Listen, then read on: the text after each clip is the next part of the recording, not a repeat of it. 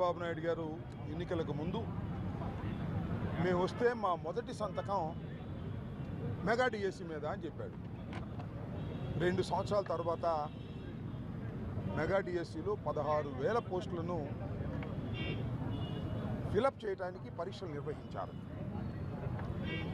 ఇది mega DSC అని అందరూ అంటుంటే అది పెద్ద డగా డిఎస్సి అని ప్రజలు, నిరుద్యోగులు, అటెండ్ అయినటువంటి వారు కూడా అంటున్నటువంటి తరుణం. అసలు ఎందుకు ఈ మెగా డిఎస్సి దగా డిఎస్సి అయింది, ఏమిటి ఆరోపణలు, ఒకటి మనం పరిశీలిద్దాం. నెంబర్ 1, కృష్ణా జిల్లాలో ఫస్ట్ ర్యాంక్ వచ్చిన అతను పేపర్ లోడింగ్లో ఉన్నాడంట. నవీన్ అనే అతను అలా పరీక్షల్లో భాగస్వామ్యమైన వ్యక్తికి ఎలా మొదటి ర్యాంక్ వచ్చిందనేది ఒక ప్రశ్న. పోనీ మొదటి ర్యాంక్ వస్తే అతను ఉద్యోగం ఇచ్చారా? ఇవ్వాల. బండారం బయట పెడితే ఉద్యోగం ఆపారు. ఆపితే అతను ఊరుకున్నాడా? ఊరుకోలా. అతను హైకోర్టుకి వెళ్ళాడు. హైకోర్టు చివాట్లు పెట్టింది. ఏంటిది అంటున్నా, ఇది అవకతవక కాదా చెప్పాలి ముఖ్యమంత్రి గారు. సరే, ముఖ్యమంత్రి గారికి ఏం సంబంధం అని అంతా మన లోకేష్ బాబు గారు చూస్తున్నాడు అంటే లోకేష్ బాబు గారు దీనికి సమాధానం చెప్పాలి. నిన్న చంద్రబాబు నాయుడు గారు మహానాడులో గొంతు చించుకుని మాట్లాడుతూ ట్రాన్స్పరెన్సీగా మెగా డిఎస్సి నిర్వహించామని. ఎక్కడ ట్రాన్స్పరెన్సీగా నిర్వహించారు?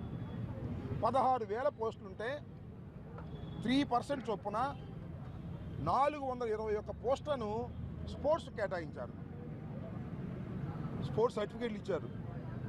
ఎవరు? మన లోకేష్ గారి నాయకత్వం ఒక మనిషిని పెట్టి అసలు ఆటలంటే తెలియని వాడికి స్పోర్ట్స్ సర్టిఫికేట్లు ఇచ్చారు. 421 మందికి ఇచ్చారు. వాళ్ళందరికీ ఉద్యోగాలు ఇచ్చారు. ఇచ్చే టైంలో ఏం చేశారు? ఒక్కొక్కడికి 10 లక్షలు, 20 లక్షలు, 30 లక్షలు వసూలు చేశారు. వసూలు చేసి అన్నీ కూడా మన లోకేష్ గారికి ఇచ్చారు. ఇది దుర్మార్గమైన పని.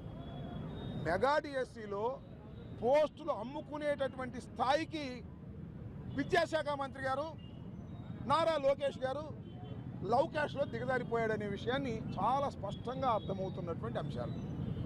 దీని మీద విచారణ జరపమని డిమాండ్ చేస్తున్నాం. ఇవాళ రాష్ట్ర వ్యాపితంగా విద్యార్థి విభాగం పిలుపునిచ్చింది. మన గుంటూరు జిల్లాకు చెందినటువంటి చైతన్య రాష్ట్ర అధ్యక్షులు, అదేవిధంగా మన జిల్లాకు చెందినటువంటి నవీన్, వినోద్, వీళ్ళందరూ కలిసి పిలుపునిస్తే భారీ ఎత్తున అంబేద్కర్ విగ్రహం దగ్గర మేము నిరసన చెప్పాం. అయ్యా, మా వాళ్ళంతా అడుగుతున్నారు, అయ్యా విద్యాశాఖ మంత్రి లౌకేష్ రాజీనామా చేయి రాజా అన్నాడు. ఏమైనా చేస్తాడు కానీ రాజీనామా చేస్తాడా? అయ్యే పనేనా అది? అయ్యా నువ్వు రాజీనామా చేయొద్దు, కాసేపు అనుకుందాం. సిగ్గుంటే రాజీనామా చేస్తావు. నీకు ఆ సిగ్గు ఎక్కడుంది? నీకు లేదు, మీ నాన్నకి లేదు. డబ్బులు పోగేసుకోవటం, మోసాలు చేయటం తప్ప రెండో పనే లేనటువంటి కుటుంబంలో ఉన్నటువంటి వ్యక్తులు మీరు నారావారు. అయ్యా Nara Lokesh, my dear Raja, CBI enquiry ఇవ్వయ్యా. సిబిఐ ఎంక్వైరీ వేసి క్లియర్ చీట్ తీసుకో.